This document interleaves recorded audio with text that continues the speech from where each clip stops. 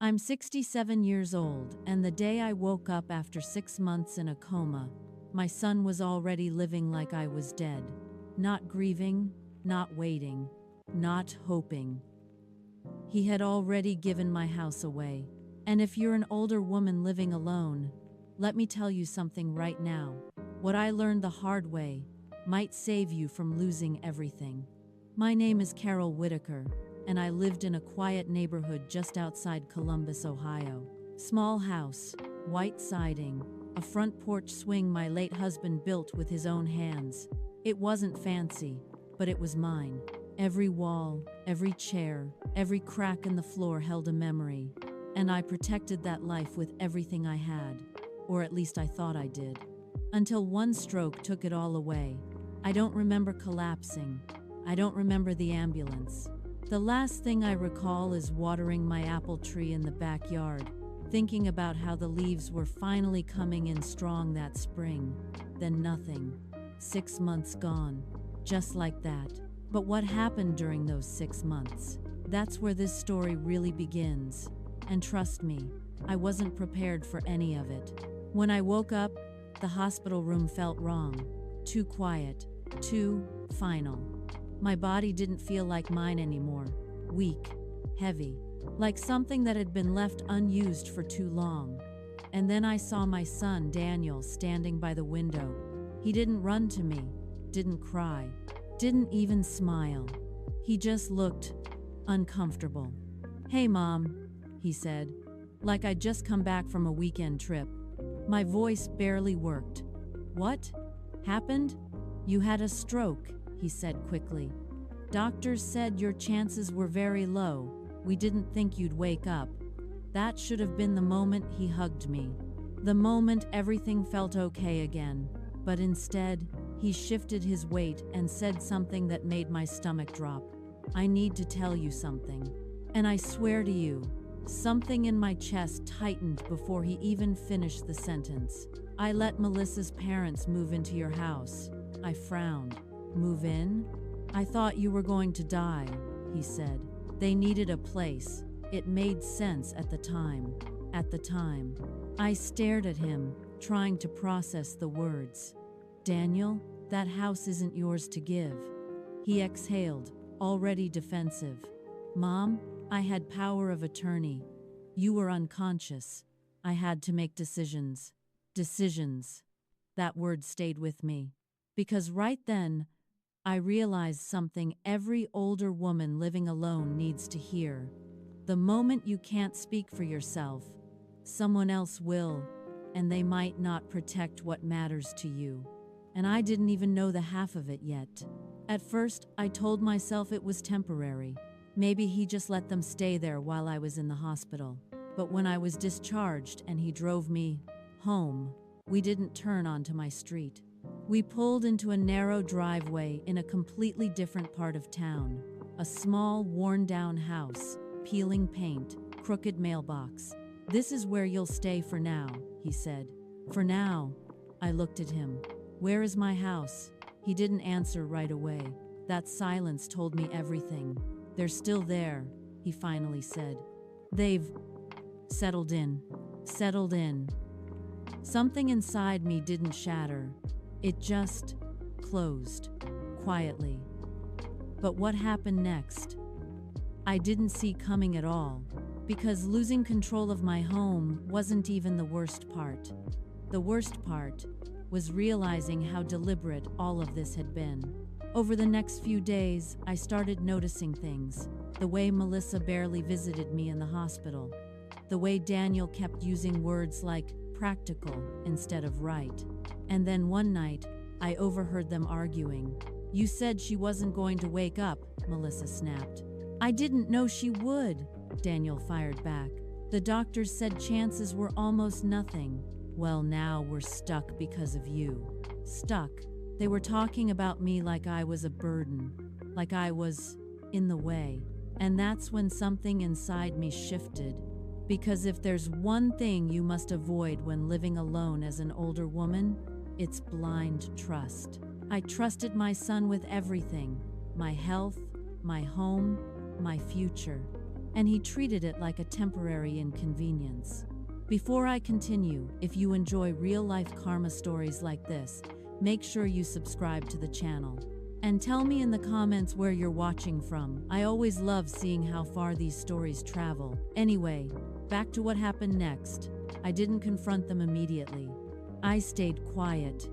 I watched. I listened. Because something told me this wasn't just panic. It was planning. A week later, I asked him directly, "Is the house still in my name?" He hesitated. That hesitation said more than words ever could. "It was transferred," he admitted. "Temporarily." "Transferred how?" He rubbed his face. "There were documents, legal paperwork. I had authority." My voice dropped. "Did I sign anything?" He didn't answer. And that silence? That was my answer. Later, I would learn the truth. Documents pushed through while I was unconscious, signatures questioned, decisions made far beyond what power of attorney legally allows. And that's when everything took a darker turn. Because just when I thought the betrayal had reached its limit, the hospital called me.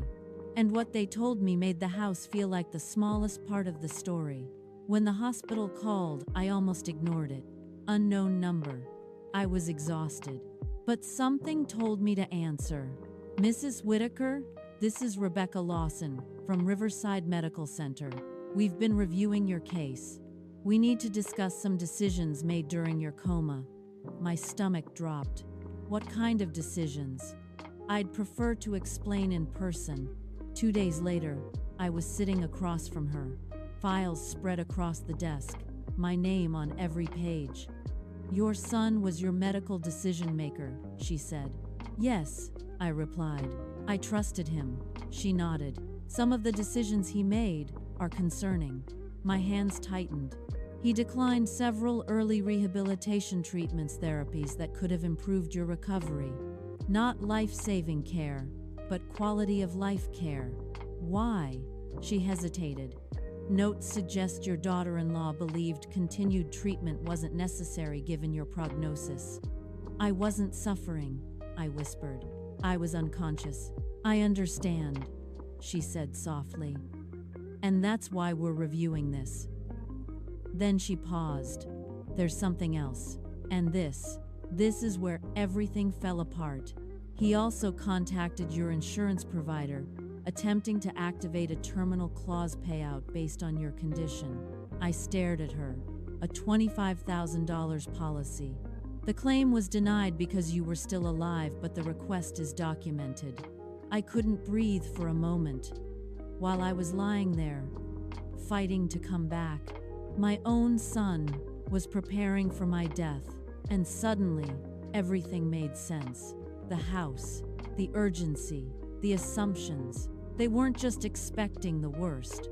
They were building their lives around it. "Do you want to pursue legal action?" she asked. I thought about it. Lawyers, courts, dragging everything into the open. But then I thought about something else. Control. "No," I said quietly. "Not right now."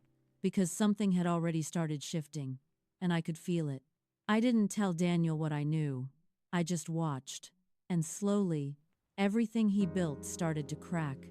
About a month later, Melissa left him. No scene, no apology. Just gone. She said she couldn't stay, Daniel told me one evening. Too much pressure, too many problems. And her parents? They moved out. Couldn't afford the house without support. I nodded. What they took didn't stay. Then came the next blow. Daniel lost his job. Officially, it was restructuring. But I saw the truth. Missed work, stress, distraction. His choices catching up with him. One decision at a time, piece by piece. And one afternoon, he sat across from me and said, "I know you changed your will." I didn't deny it. "I'm not getting anything anymore, am I?" "No."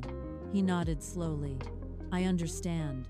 And that was the first honest moment I'd seen from him. "Can you forgive me?" he asked. I looked at him carefully. "I already have," I said. But forgiveness doesn't restore trust. He didn't argue. Months passed. And during that time, I fought quietly. Legal reviews, document checks, questions about signatures and authority. It wasn't quick. It wasn't easy. But eventually, the truth surfaced. The transfer was challenged. The authority had been stretched beyond its limits. And step by step, it was reversed. The day I walked back into my home, I didn't cry. I just stood there. Because I finally understood something clearly. If you're an older woman living alone, protection starts before the crisis, not after. Set boundaries early. Be careful who you trust with power. And never assume love will protect you.